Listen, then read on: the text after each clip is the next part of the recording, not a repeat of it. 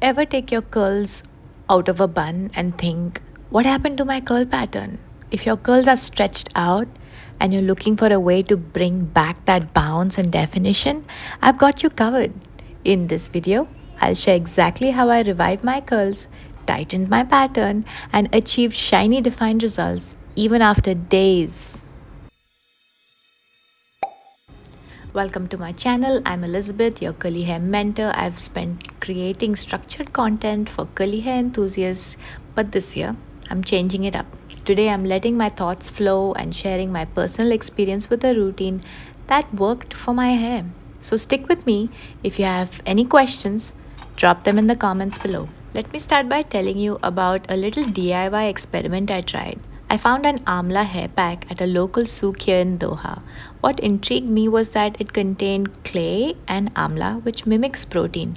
Amla is known for its hair tightening properties, especially when paired with henna. Henna alone tends to relax curls, but when you mix it with amla, it does the opposite and gives your curls more bounce. This is just an amla pack. To prepare the pack, I repurposed a nettle tea bag I had on hand instead of using plain water. Nettle leaves are fantastic for scalp health and hair growth, so I thought, why not? But I made a rookie mistake. I added too much tea and the mix turned watery. Despite the runny consistency, my hair soaked it right up when I applied it. I cannot go further before telling you how this smells. It smelled intensely herbal. Some people don't mind it, but for me it was too much. I couldn't leave it in for long and quickly rinsed it out. That left me thinking, what's next? I remembered that I had the Boucléme's protein booster in my stash. It's a liquid protein you can mix with your conditioner, mask, or leave in. Since I needed protein but didn't want to rinse it out, I decided to add it to my leave in conditioner in the styling phase. Here's how I did it. I grabbed my Kinky-Curly Not Today leave-in conditioner and added 2 drops of the protein booster and emulsified it in my palm. I sectioned my damp hair and raked the mixture through each section. Now, I typically finger coil my hair, but today I was just not feeling it. So I used a hairbrush to brush style my curls, which helps evenly distribute the product and clump the curls together, which is just like finger coiling if you ask me. If you do it right, brush styling is like finger coiling on steroids. It's just faster and it does the same job.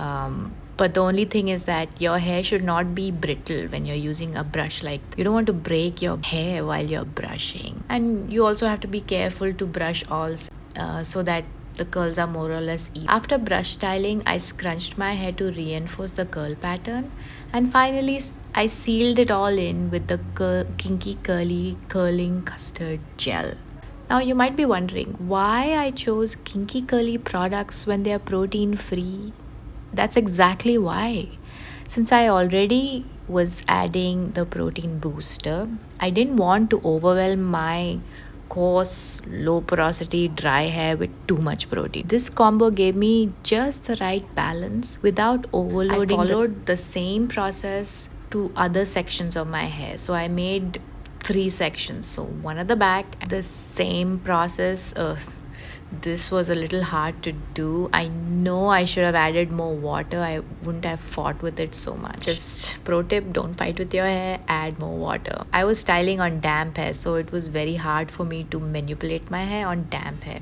You'll notice I have a lot of hair to go around, so it brush styling actually helps me save my time and helps me distribute the products evenly. I like to do this only with the leave-in conditioner. I don't do this with a gel, but it's important to know that you have to do what works for you. If brush styling doesn't work for you, then don't do it. You can just like smooth and scrunch in. That's it. That's also okay for you to do. You don't have to follow. These are not rules. I'm just showing you what works for me. So after scrunching everything in, I noticed that my front area I was just not happy with how I treated it earlier with the brush. So I decided to finger coil just the front areas because this is what I see. So I would like this area to be really nice and defined. And finger coiling always gives me that. Instead of doing the whole hair, I'm just going to focus on the front pieces, whichever were wonky and stretched out because of the brush styling. So if you have stretched out hair and if you brush style, then maybe it's a reminder that brush styling can also stretch your hair, not just living the bun life.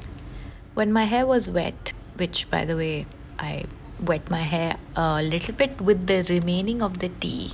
So this is now looking nice and wet. When my hair was wet, I could already see the shine and definition returning. Once dried, the results were exactly what I was hoping for. Tight, bouncy curls with incredible shrinkage. The shine was real and my hair felt healthy and hydrated. This is day one. When I wash my hair, this is how it looks like. I don't usually get the volume on day one when I style my hair like this. But even after 3 days, most of the definition was still intact. Sure, there were some few wonky bits at the ends from wearing a shower cap in the shower, but overall, my curls held up beautifully. If your curls feel stretched out or your pattern looks loose, don't stress. It's all about finding the right balance of hydration and protein. This routine worked for me, and I hope it inspires you to experiment with your own curl care. Let me know in the comments if you've tried Amla, protein boosters, or this styling technique before. And if you're struggling to revive your curls, drop your questions. I'm here to help. Remember to like and subscribe and share this video with your curly head friends. Perfect curls are just one routine away. And I'll see you in the next video.